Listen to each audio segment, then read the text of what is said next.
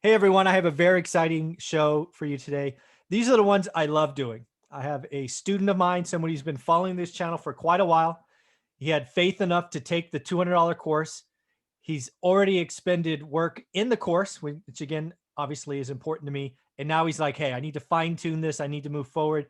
Can you help me? And of course, my answer is, well, if you're willing to be recorded in a Zoom call, I will answer all of your questions so I can help everybody else. So let's welcome Matt to the show. How you doing, buddy? Pretty good, Mike. How about yourself? I'm doing wonderful. Why don't you introduce the audience to the world? Who is Matt? Where you fit in this? What you're doing? All that stuff, and we'll go from there. Yeah, absolutely. So you kind of led with it, right? So I hopped into this world of real estate investing. Kind of found you by accident. I don't know how you showed up in the YouTube algorithm, but it was beautiful timing. And so I think what I loved about your message was kind of just keeping it simple, keeping it focused, and learning the market, right? And so I kept watching your content, picking up on things, and I finally said, "Look, I get the big picture. Now, how do I get down to the minutia, right?" And that's when I decided to hop into your course because I really did want to focus, right? I wanted to see what other people don't see in the market, and I Mhm. thought it was best to really focus in on that. So, Awesome. Well, that's a big part of the course, and as you've seen, already started jumping in. It smacks you right away in step one, right? I'm not a big fluff guy. I'm not a big old mindset and all that stuff. That stuff's in there, but it's later. I come right out of the gate, and I do that to test you because I know my superpower, and I didn't appreciate it for years. My superpower is once I get focused, I can repeat like nobody's business. Hence, right. daily videos. But that was a real strength of mine in learning my market. I never lived in Fresno. I didn't know one in Fresno. You just have to start with that focus and expand. So, as you got into the course, what were your kind of first thoughts? And then we'll get into all your questions. Really just the content itself. So it's as advertised, right? I mean, like you said, you hop in from module number one and we're learning our market, right? So it's funny we talk about focus because the course is very focused, Oh right? Like, yeah, so when you spend the money, right, understand what you're getting into. You want people to work, you want them to dig in from from the ground jump. one, Yep. right? Yeah. And the amazing part is when you do that, that's the point I reached out to you, and then you were immediately responsive, and you were like, "Yeah, apparently this guy's doing the work. Let's talk about it," you know. And so, so yeah, the course is as advertised. You expect people to buy it when they want to go to the next level and get focused, and you ask them to do that from the very first step. Yep. And again, let's just make that last point clear, and we'll turn it over to you, Matt. If you buy the course and do the work, I am here for you. If you simply buy the course and then you call me up and it's like, hey, give me the easy button, do this or do that, I'm not going to respond, right? Because we're not going to be talking the same language. The course has the language, it has my mindset, it has everything I still do today.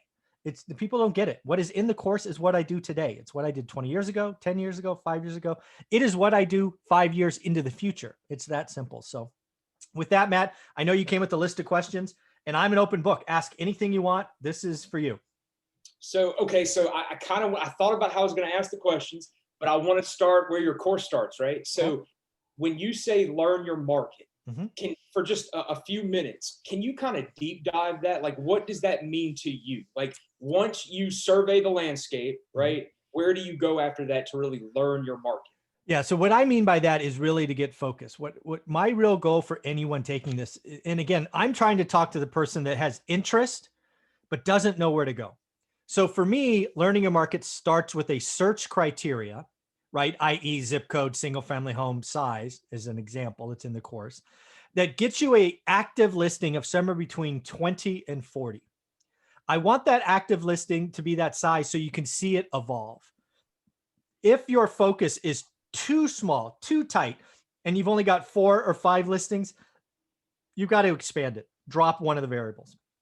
Because with 4 or 5 active listings, you're not going to see the change that I'm hoping you see over 30, 45, 60 days.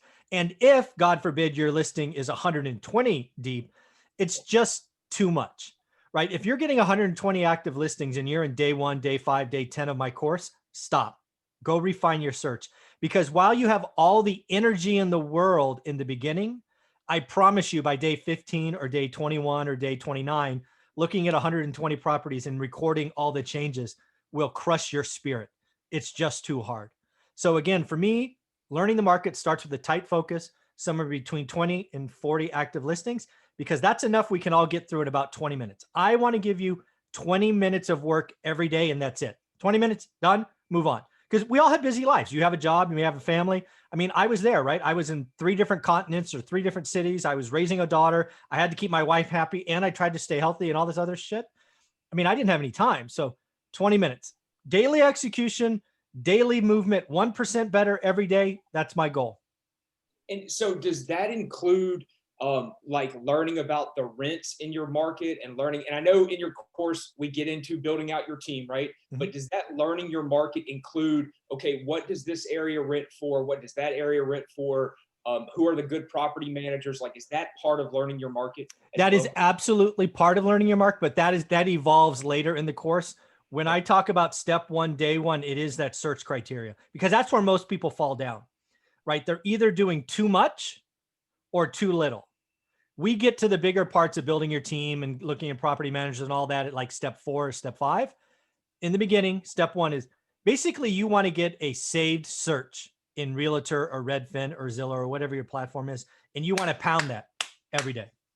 So to kind of speak to that focus, if I can kind of plug the awesomeness of the focus, something I picked up on within 2 days. Okay. So I started off with 3-bedroom, 2-bath, right? That's the home size I want to target. I can kind of get into that later if we want to talk about it. But I noticed, hey, look, there's 60, 70 listings for that. If you go look at 2-bedroom, 2-bath, there are about 8 listings, right? And so I immediately found out the market for 2-bedroom, 2-bath is just not that deep in my area. There Which you go. Exactly. I would have never seen otherwise. Perfect. You're learning already. And that's day 2. Just wait. The real magic of this first step is you really got to get, usually for most people, you got to get by like day 15. Because the first week to 10 days, you're like, what the hell is Michael talking about? He's a freaking idiot. It's uncomfortable, right? Because you're recording things and then you're seeing things change. But right around day 15, maybe day 25, depending on how fast your market moves, you start to have these aha moments. And what you just had with that 2-bedroom, 2-bath, you're going to have, I mean, the aha moments start popping. And it's so fun to watch because I can see it on people's faces when they start to get their market. And I'll tell you the other portion of your course that I love with the Learn the Market. If you look at Bigger Pockets and all the other YouTube, brain trusts out there, right? They want you to focus on kind of one deal at a time, like analyze this property, analyze that property. The way you teach, you get the whole landscape laid out in front of you, right? And so you're really looking at 40 different properties at once. And the way they teach it, you can never learn your market because it's one at a time, one at a time, one at a time. You don't see the big picture. Exactly. And, a lot of people in this, real estate education or whatever they're doing, I mean, they're not practitioners. They've never learned a market they live. I'm sharing the exact steps you used to learn a market I never lived in. I've never lived in Fresno. I didn't know one. I drove through it one time on my 13th birthday to go to Yosemite. That's the extent I knew of Fresno, right? The freeways. That was it. So I have to give you what I do. And again, 20 minutes a day, every day, just 1% better. And man, by day 20, 25, I'm going to be excited to see what you tell me in a few weeks. For sure. And no worries on my part, right? I'm committed 1,000%. I hope you've seen that. That's why we're talking today. So that's why I said yes. I will definitely be checking back in. Cool. With that said, can we talk a little bit about my findings? Is that cool? Yeah, this is for you, wherever you want to go. Awesome. Okay. So I kind of want your take on what I'm seeing with yields, right? Okay. So my spreadsheet that I sent over for you to take a look at, it's probably got 40 to 60 properties, right? It needs to be narrowed down a little bit. Out of those 40 to 60, let's say 75%, more than that, 80, 90% are negative yields. Yeah. Is that pretty common in your experience? You have just learned what a bad deal is. As you know, alligators are bad things. And again, people, 95% of what's on the market are bad deals. You got to remember your number one competitor is an owner occupant. They don't have the same yield criteria. They're not making the same decisions we are. What you just found there is awesome. It's awesome. And you need to carry that going forward. 2010 is an exception, right? Because in 2010, everything was a deal. But yes, no, that is exactly what you should find. And now when you get really good at it, this is the mental game you can play once you get there. Probably 3, 4, maybe 5 weeks from now, you could go to all of those negative cash flow deals and go, just curious, what could I pay to make this a average deal. And let's just say you found average was 6%. Because when the market changes, and I promise you it will, right? Today is unusual. 20 years, I've never seen it like this. Maybe it's next summer. You'll be able to compete with owner occupants, and you'll be able to say, you know what? I see this has been listing for 30 days and there's no offers. While it's listed at whatever it is, 220, I can offer to pay 185 and hit my measure. Well, great. Maybe you send in an offer at 180. So you have one negotiation place. So when this really comes in is you'll be able to know what you can offer on any property. And most of the time it'll be less than asking. So you get a positive yield. So I love, like, I watched one of your videos, and a person you interviewed said there's always nuggets of information when you replay the course, but there was one that you just provided. I hope everyone heard it, right? And that was, you're competing against owner occupants. I've never thought about that, right? We're not on the same playing field, right? So their negative yields, they're looking at it from, does this house fit our lifestyle? We're looking at it from, is this a good investment, right? And Totally different. Yep. So it's a totally different playing field. Exactly. Yep. Perfect. Cool. Okay. So one of my big questions around the negative yields is the CapEx, right? Mhm. So we talk a lot about repairs and vacancies. Do you also have a line item for CapEx as well? Yeah. So typically in my model, I capture most of the CapEx in the make ready in the beginning, because again, that's where I want to, because for me, it's about, am I buying a turnkey unit, meaning make ready is 0, or am I buying a junker that needs 10 or 20 grand?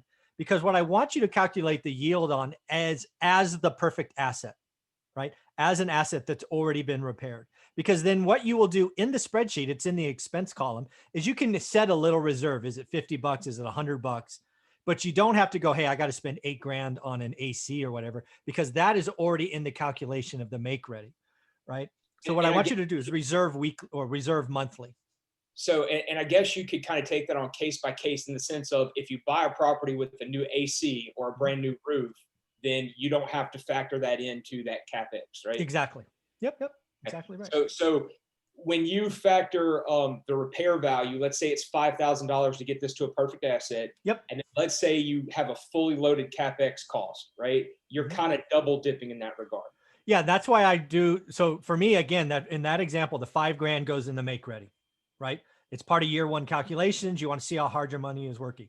Then in the expense column, I just want you to set aside 50, 75. I don't know your market, but I want you to have a little bit of a reserve. But sometimes people talk about, oh, you got to put like 300 bucks away. You don't have to do that. You've already taken care of the mechanicals.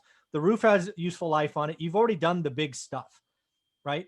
So yes, have a reserve. So you're, it's not 0, but it shouldn't be thousands either if you take care of it up front. And that's a lesson I learned, right? I bought junk in the beginning and didn't appreciate my cash. Yeah. How do you kind of fine tune that repair estimate, right? Like that will come in step 3 or 4 of the course, when you start getting out kicking rocks with general contractors, right? Property managers can give you some rough numbers. It will come when you start building out your team.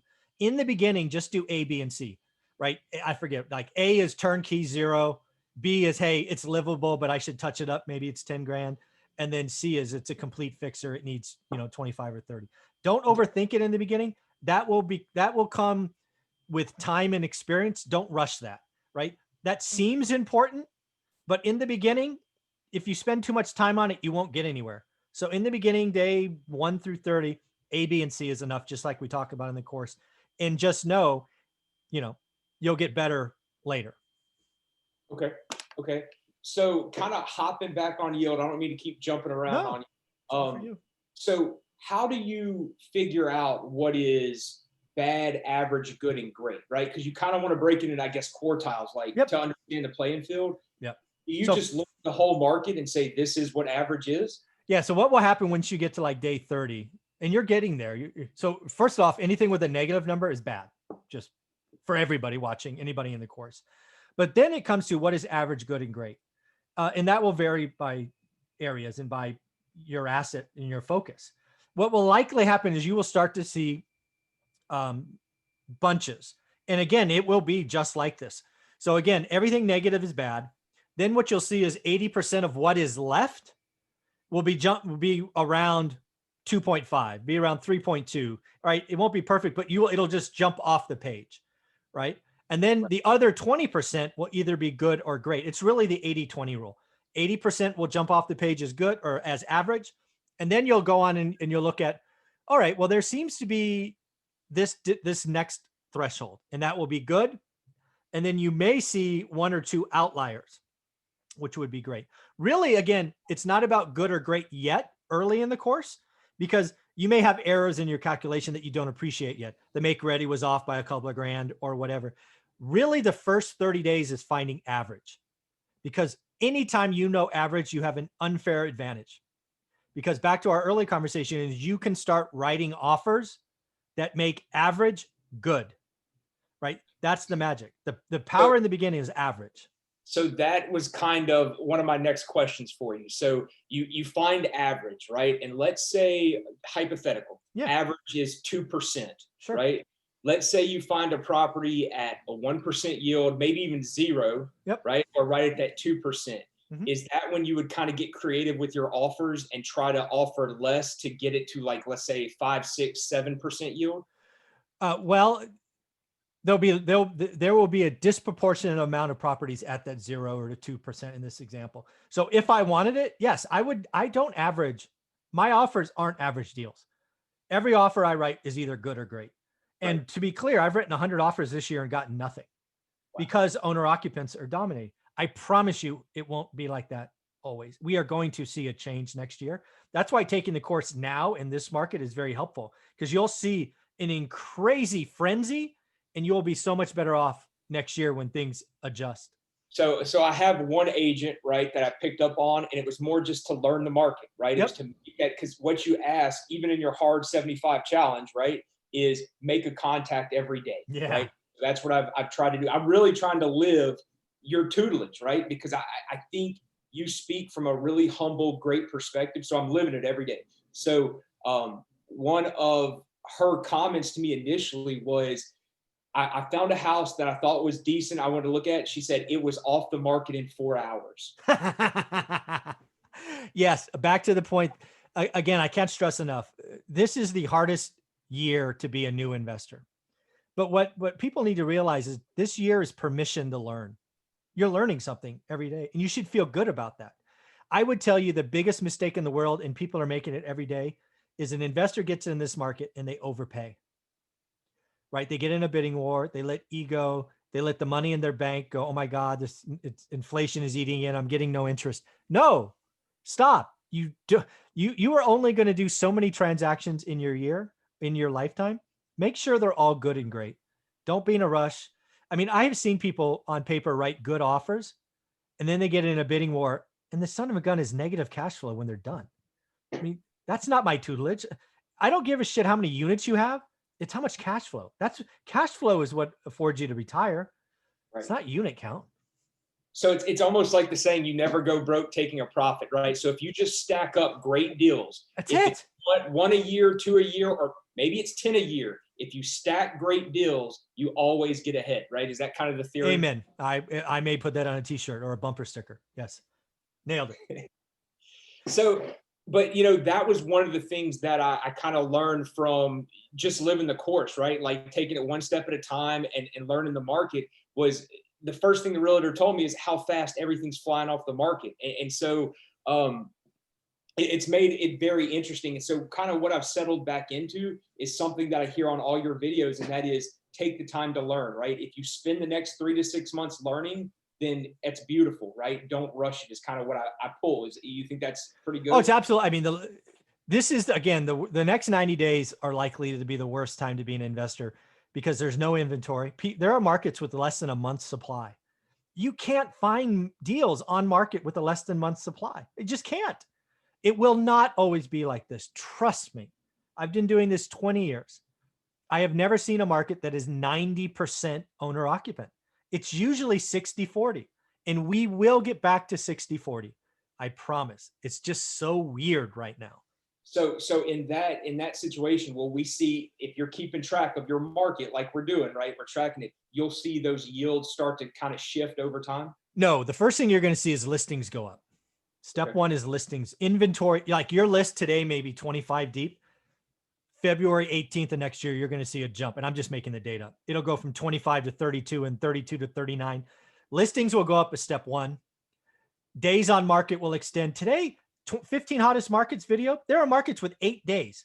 You can't find a deal with 8 days on market. The days on market will extend.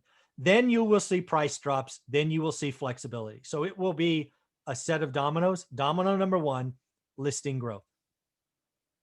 Okay. And again, you will only, again, the important thing of the course, you will only see that if you look every day. Yeah. And so absolutely. So before I took your course, right, before I made the plunge, I was living your YouTube videos, trying to learn the market, right? And it was 2 days, then I'd fall off a few days, then a day here, right? So it's like this ebb and flow of checking it. And like I could memorize some of the things I was seeing, but I could not see all the subtle changes. Oh, You know? it's the subtleties. It's the inflection points. You make your money at the inflection points. Yes. And now when I run it, which is you're being completely honest again, it's 10, it's 20 minutes, right? Run your search criteria, and you've done it so many times that I just scroll through and I'm like, it's still on the market. Yep. It's you know, and I just scroll through. So yeah. Perfect. Awesome. Absolutely. I'm happy. Makes me happy. Okay, so I got another yield question for you, right? Mm-hmm. So before I found your channel, right, there's a few others that I follow as well, but to me, I felt like yours had the most consistent, concise message.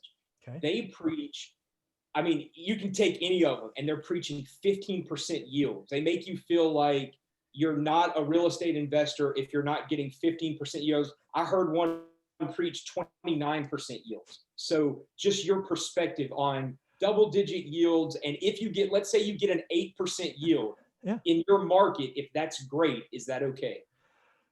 Well, so there's really two questions there. We'll hit the sexy double-digit wild 29% yields. Are those possible? Yes, but so is catching lightning in a bottle. I propose and have seen many people go broke buying high yield. High yield lives in a spreadsheet. High yield doesn't take into account real life. I've been doing this long enough to know that high yield usually takes you to worse areas, more high maintenance tenants, less quality of life, because again, a lot of people that follow me have busy day jobs and they don't want the heavy lift and heavy management of dealing with that part of town or that part of that clientele. It is not what most people sign up for. And it's actually what burns out most landlords. Most landlords see something on YouTube or Instagram and they go, oh my God, I'm going to buy a 25% yield. I'm a genius. I am the next Sam Zell or Warren Buffett. I'm like, no, you just lost a shit ton of money. Because I promise you, this is what the arrogance of that statement is. Let's just pick Detroit because I've seen those Detroit videos. I promise you, if there's a 25% deal in Detroit that's legit, there are hundreds of quality investors in Detroit. That thing would be gone in 7 seconds if it's legit. It's not. It's been on them. If you find a listing that promises 20% return and it's been on the market more than a week, there's some hair on that deal. It's not real. These people preaching high returns are borderline dishonest. And there's a big difference between reality and spreadsheets. And I'm never going to talk spreadsheets. I've been doing this 20 years. I've bought everything you could see in a city. And I would much rather take a safe, solid 7 or 8 return than the headaches of trying to fight for 15. And then when I file my taxes, realize it's negative 15. So, yeah. And, when I kind of jumped into real estate investing, quote unquote, my first thought is I'm a spreadsheet guy, right? You mean to tell me there's math, there's spreadsheets, I can build models, right? And then when I picked up on your channel, I realized there's some nuances here. It's just not about spreadsheets, right? If it was about numbers and spreadsheets, everybody could find the deals, right? There's other things in the equation. So true. I mean, I wasted 5 years. I mean, the fact that you got this that early, I'm so happy.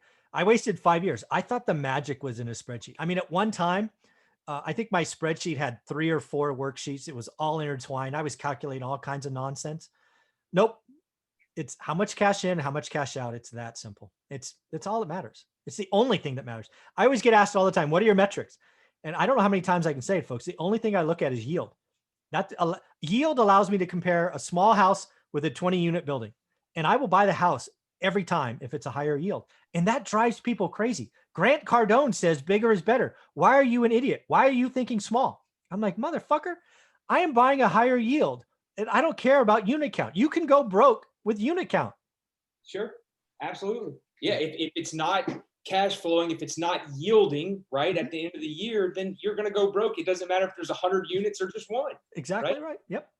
Actually, it may magnify your losses. Yeah, yeah, believe me, it will. That debt's expensive.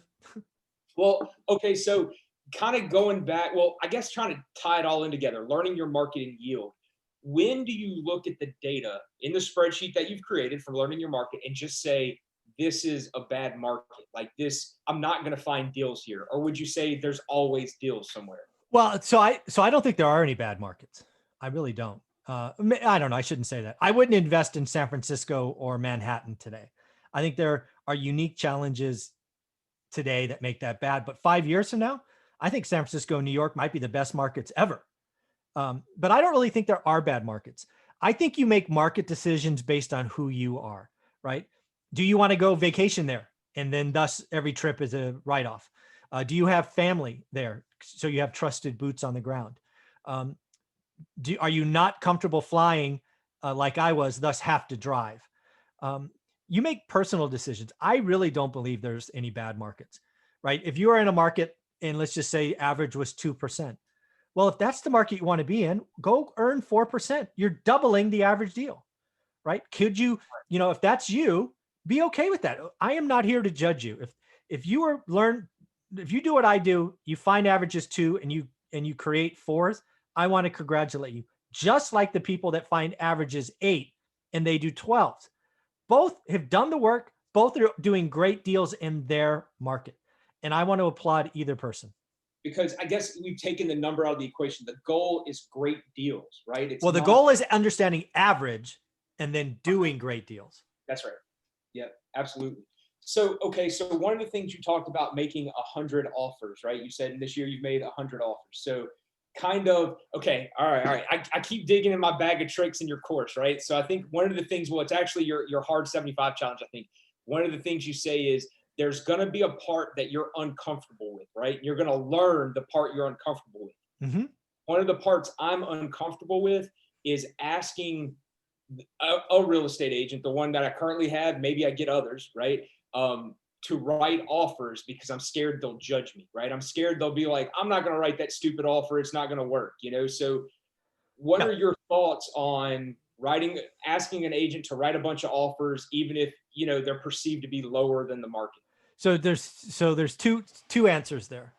First, in the beginning, one of the things I would want to do with an agent if I want them on my team long term is I don't know if you can take them out, have coffee and have a talk and tell them what you're looking for and educate them on what you're looking good and great deals are. So when you send them an email that says, I want an offer on 123 Main Street, it's asking this, I have to offer this. Remember what my return is. They'll know why it's coming. Right. And if you can't take them out because it's out of state, have a phone conversation. But it is your job to communicate to them what you think a great deal is. That way they are not shocked when your offer comes in low. So they know when you send them a deal, it's not some harebrained scheme. No, it's the math. Matt identified this as a great offer. That's why he's asking me to do this. Yeah, but it is your job to meet with them earlier. Right. So that's step one. And I would save that exercise for the agents that you gel with, you click with, right? Do the extra work. But there's some agents you're gonna talk to, you're like, oh, oil and water don't agree. Then don't do that. Right. The second thing is in the beginning, right? If you're learning a new market, but you find something you think is cool, always, and you don't have that agent yet, or you haven't had that conversation and you're worried about it, call the listing agent. The listing agent will take your phone call. And they will be honest, right? Because again, they will potentially double in the commission, right? So there's nobody on the planet that's more motivated to get you a yes answer than the listing agent. Gotcha. They may tell you, hey, sorry, buddy, I've already got 7 offers, all are over asked. You know how many times I heard that this year? It just happens. This market's weird, but it won't always be that way. So those are my 2 pieces of advice. Okay.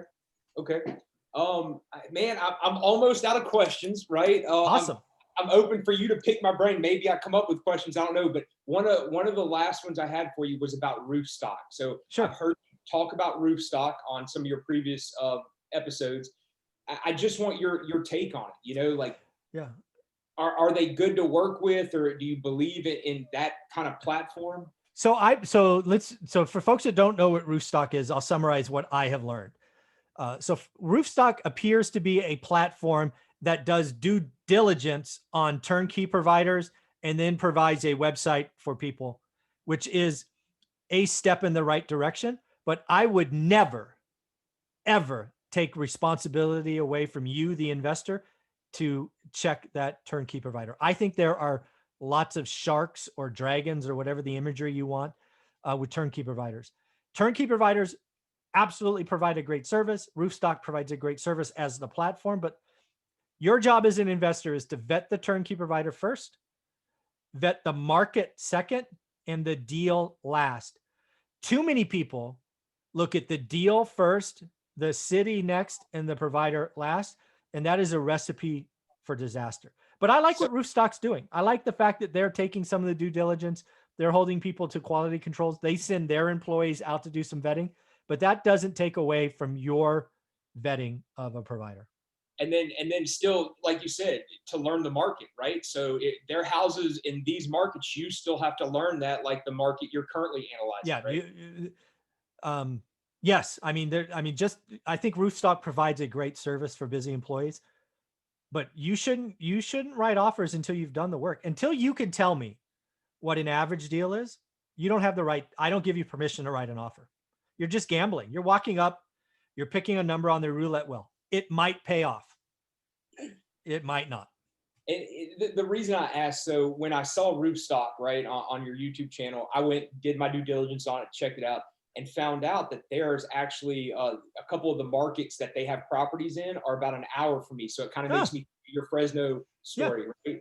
And I was like, well, if I can learn that market, of course, I'm busy learning this one, but Yeah. if I can learn that market, that could be an option for me down the road. No, absolutely. Yeah. And again, what I'm trying to teach you is a skill. I think it's a golf swing, right? The first time I picked a golf club I was like 20 something, right? It was the most unnatural thing. But you know what? You go on the driving range, you swing the club enough times, you get a little bit better. And then you get a little coaching and you can take the golf swing anywhere. So don't get distracted. Stay in your lane, learn your market. And once you have that aha moment that's like, this is average, this is good or great, you've got the skill. And you could take what you've just done anywhere else in the country, frankly, anywhere else in the world. That's a skill that you'll have for 50 years. And maybe that's why your story resonates me. I'm a golfer as well, and I tell you what, actually, I went to Top Golf a few weeks ago and was crushing golf balls. I've been playing golf for 30 years at this point, right? And my girlfriend asked me, like, how can you do that? You've never even played here. I'm like, if you know how to swing a golf club, if you know the mechanics, it doesn't matter what Doesn't golf, matter where you are. Exactly. no matter where you are, you can replicate it over and over again. That's all I'm giving you. I'm giving you a golf swing. It just happens to be how to learn your market. You've answered everything for me. You've been excellent. You really put a lot more perspective on the stuff that I'm already following you on, all Awesome. the focus that I've put into the course and that you've asked students to put into the course. So Cool. Well, do me a awesome. favor, Matt. Reach out to me in about 30 days or so. You're probably going to have a moment in 3 or 4, maybe 5 weeks that it's like, I get it. Let's have you back. I love how we do this and interact. Well, you'll have a whole new set of questions and hopefully we'll inspire some other people to do the work. Yeah, absolutely, Mike. And thank you for having me on. And thank you for the course. I know I ended up paying for it, but the focus, I feel so much more confident in what I'm trying to do and the road I'm Awesome. trying to walk because of the focus, right? And I appreciate what Hey, you've done. $200, it's well worth it. And I appreciate all the free content that you put out on YouTube every day. It's been incredible. So thank you for doing that. You got it, buddy. Have a wonderful weekend. All right. Absolutely. You as well. Thanks.